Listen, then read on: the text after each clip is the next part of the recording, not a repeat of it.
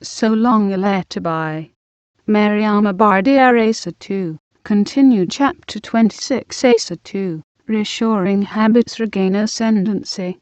My heart beats monotonously under my black wrappers. How one like to listen to this slow rhythm. A new substance is trying to graft itself onto the household. Ibrahim Sol comes every day and gives each of us what he can. He offers more for his logic and clarity in discussions of the topics of his essays. He provides chocolate regularly for Rama and Ausman. He is not too proud to play with Malik and De Leon, who have given up the street for my compound. Malik's arm is still in plaster, just as long as his leg, which cannot keep away from the ball, does not break in its turn. But the trio, Aram, Yasin, and Arba, refuse to accept this intrusion. The trio greets him correctly but without enthusiasm. The trio are hostile to his invitations. They begrudge him for having Ibrahim Sol urges Asa on in her lessons and homework. He has his girlfriend's success at heart.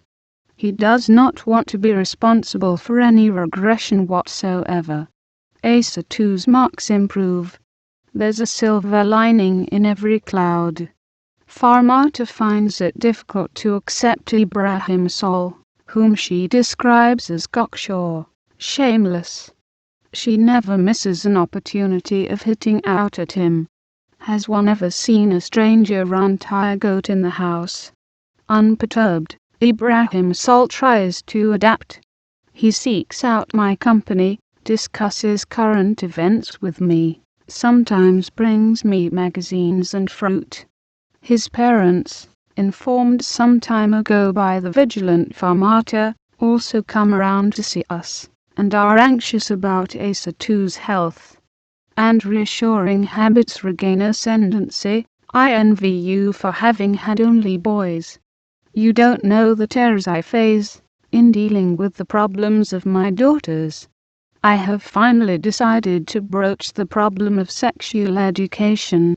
Asa 2, your namesake, caught me unawares. From now on, I will take precautions. I address myself to the trio, the twins being still too young. How I had hesitated earlier. I did not want to give my daughters a free hand by offering them immunity in pleasure. The world is upside down. Mothers of yore taught chastity. Their voice of authority condemned all extramarital wanderings. Modern mothers favor forbidden games. They help to limit the damage and, better still, prevent it. They remove any thorn or pebble that might hinder the progress of their children towards the conquest of all forms of liberty. I apply myself painfully to this necessity. All the same, I insist that my daughters be aware of the value of their bodies. I emphasize the sublime significance of the sexual act, an expression of love.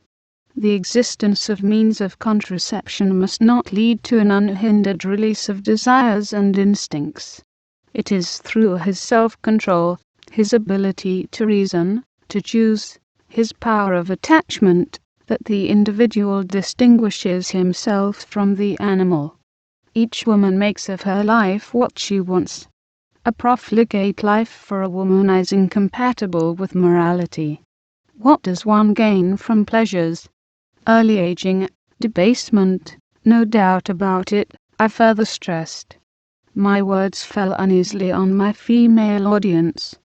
Of us all, I was the most vulnerable, for the trio's faces registered no surprise. My chopped sentences aroused no special interest. I had the impression that I was saying the obvious. Perhaps the trio knew already. A long silence, and the trio disappeared. I let out a sigh of relief. I felt that I had emerged into the light after a long journey through a dark, narrow tunnel. Chapter 27. Till tomorrow, my friend. We will then have time to ourselves, especially as I have obtained an extension of my widow's leave. I reflect, my new turn of mind is hardly surprising to you. I cannot help unburdening myself to you. I might as well sum up now.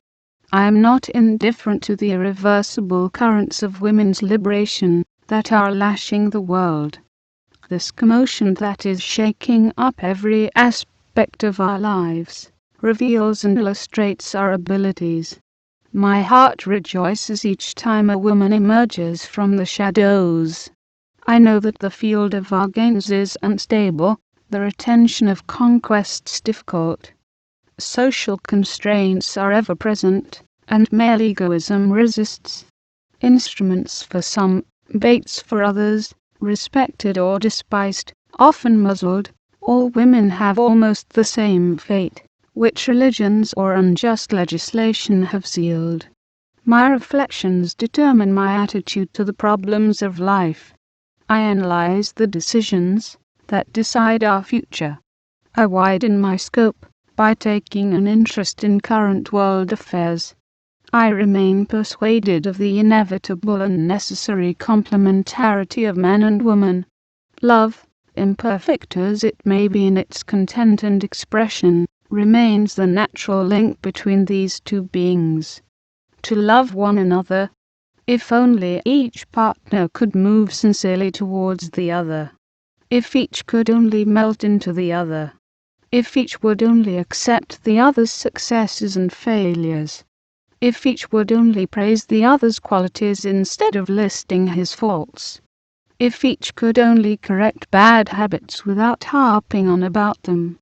If each could penetrate the other's most secret haunts to forestall failure, and be a support, while tending to the evils that are oppressed. The success of the family is born of a couple's harmony, as the harmony of multiple instruments creates a pleasant symphony.